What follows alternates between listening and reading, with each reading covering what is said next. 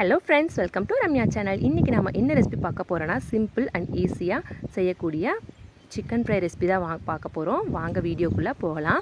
1 kilo அளவுக்கு chicken எடுத்து நல்லா வாஷ் பண்ணி எடுத்து வச்சுருக்கேன். இப்போ இதை நம்ம ஃப்ரை பண்ண ஆரம்பிச்சிடலாம். அடுப்பில் ஒரு கடாய் வச்சுக்கோங்க. நல்லெண்ணெய் ஆட் பண்ணிக்கோங்க. நல்லெண்ணெய் ஆட் பண்ணிங்கன்னா தான் சிக்கன் கிரேவிக்கு, சிக்கன் ஃப்ரைக்கு எல்லாமே சூப்பராக இருக்கும். 1 டீஸ்பூன் அளவு சோம்பு ஆட் பண்ணிக்கலாம். சோம்பு நல்லா பொரியட்டும்.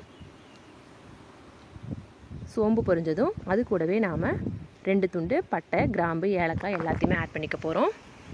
இப்போ கிராம்பு ஆட் பண்ணியாச்சு. அடுத்து பட்டை ஆட் பண்ணிக்கலாம். இது வரைக்கும் நம்ம சேனலை சப்ஸ்கிரைப் பண்ணாதவங்க மறக்காமல் சப்ஸ்கிரைப் பண்ணிக்கோங்க. பட்டை, கிராம்பு ரெண்டுமே நல்லா பொரிஞ்சிருச்சு. இப்போ இது கூடயே ஒரு கைப்பிடி அளவுக்கு கருவேப்பிலை ஆட் பண்ணிக்கலாம். கருவேப்பிலை நல்லா பொரிஞ்சதும் 100 கிராம் அளவுக்கு சின்ன வெங்காயம் வெட்டி வச்சுருக்கேன். அதையும் ஆட் பண்ணிக்க போகிறோம். சின்ன வெங்காயம் ஆட் பண்ணி செய்யுங்க. அப்போ தான் சிக்கன் ஃப்ரை எல்லாமே வந்து டேஸ்ட்டாக வரும். சின்ன வெங்காயம் உளிக்க முடியாது அப்படிங்கிறவங்க பெரிய வெங்காயம், மீடியம் சைஸ் பெரிய வெங்காயம் ஒன்றை வந்து பொடி பொடியாக வெட்டி போட்டுக்கோங்க. நல்லா ஃப்ரை ஆகட்டும். நல்லா கலர் சேஞ்ச் ஆகணும். வெங்காய கலர் சேஞ்ச் ஆகட்டும். அது கூடவே 2 பல்லு பூண்டை நல்லா கைகளால் தட்டி, இது மாதிரி கைகளால் தட்டி போட்டுக்கோங்க. அப்போ தான் டேஸ்ட்டாக இருக்கும். 2லேருந்து 3 பல்லு அளவுக்கு நீங்கள் ஆட் பண்ணிக்கோங்க.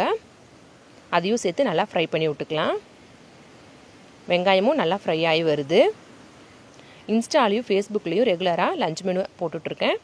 வேணும்னா அந்த பேஜையும் நீங்கள் செக் பண்ணி பார்த்துக்கோங்க. நல்லா ஃப்ரை ஆகிட்டுருக்கு. ஃப்ரை ஆகட்டும். நல்லா கலர் சேஞ்ச் ஆகணும். சின்ன வெங்காயம் வந்து கலர் சேஞ்ச் ஆகி கிடைக்கணும். இப்போ உப்பு ஆட் பண்ணிக்கலாம். 1 ஸ்பூன் அளவுக்கு உப்பு ஆட் பண்ணியிருக்கேன். வெங்காயம் நல்லா ஃப்ரை ஆகிடுச்சு. இப்போ 1 டீஸ்பூன் அளவுக்கு மஞ்சத்தூள் ஆட் பண்ணிக்கலாம். இதில் நம்ம சேர்க்க போகிற மசாலா எல்லாமே அப்படியே சேர்க்காம தண்ணியில் கலந்து தான் சேர்க்க போகிறோம். அப்போ தான் அதோட பச்சை வாசம் வராமல் இருக்கும். மஞ்சள் தூளை மட்டும் நம்ம டைரெக்டாக ஆட் பண்ணிக்கலாம். இப்போ 2 மீடியம் சைஸ் தக்காளி வந்து வெட்டி வச்சுருக்கேன். அதையும் இதில் நம்ம ஆட் பண்ணிக்க போகிறோம். ஆட் பண்ணிவிட்டு நல்லா ஃப்ரை பண்ணி எடுத்துக்கலாம். தக்காளி நல்லா மசிஞ்சு வரணும். அந்தளவுக்கு நம்ம ஃப்ரை பண்ணி எடுத்துக்க போகிறோம். வெங்காயம், தக்காளி எல்லாமே ஃப்ரை பண்ணும்போது மீடியம் ஃப்ளேமில் வச்சுக்கோங்க. ஹை ஃப்ளேமில் வச்சிங்கன்னா கருகிடும், வேகாது. ஸோ மீடியம் ஃப்ளேமில் வச்சு நீங்கள் நல்லா வதக்கி எடுத்துக்கோங்க. இப்போ 1 கைப்பிடி அளவு மல்லித்தலையும் 2-3 புதினாவும் ஆட் பண்ணிக்கலாம். அதையும் நல்லா ஃப்ரை பண்ணிக்கலாம். இப்போ மசாலா தூள் எல்லாமே கலக்கிக்கலாம். சிக்கன் மசாலா 2 ஸ்பூன் அளவு போட்டிருக்கேன். நாட்டுக்கோழி மசாலா 1 ஸ்பூன் அளவு ஆட் பண்ணிக்க போகிறோம். இப்போ இதில் வந்து நல்லா வாட்டர் ஆட் பண்ணி நல்லா கலந்து விட்டுக்கலாம். லம்ஸ் இல்லாமல் கலந்து விட்டுக்கலாம். நல்லா கலந்து விட்டு அதுக்கப்புறம் நம்ம ஃப்ரை பண்ண வெங்காயத்தில் வந்து ஆட் பண்ண போகிறோம். நான் இன்றைக்கி சக்தி மசாலா தான் ஆட் பண்ணியிருக்கேன். நீங்கள் வீட்டில் எந்த மசாலா ஆட் பண்ணுவீங்களோ அதை நீங்கள் ஆட் பண்ணிக்கலாம். இப்போ நல்லா இதை கட்டிகள் இல்லாமல் கலந்து எடுத்துக்க போகிறோம். ஆல்ரெடி ஃப்ரை ஆகிட்டுருக்க வெங்காயம், தக்காளி இருக்கு இல்லையா, அதில் நம்ம இதை வந்து ஆட் பண்ணிக்க போகிறோம். டேரெக்டாக ஆட் பண்ணால் கருகிடும், மசாலா தூள் கருகிடும், பச்சை வாசம் அப்படியே இருக்கும். இப்படி நீங்கள் ஆட் பண்ணி பாருங்கள். பச்சை வாசம் துளி கூட வராது. தக்காளியும் நல்லா மசிஞ்சு வந்துருச்சு. இப்போ நம்ம அதை ஆட் பண்ணிக்க போகிறோம் மசாலாவை.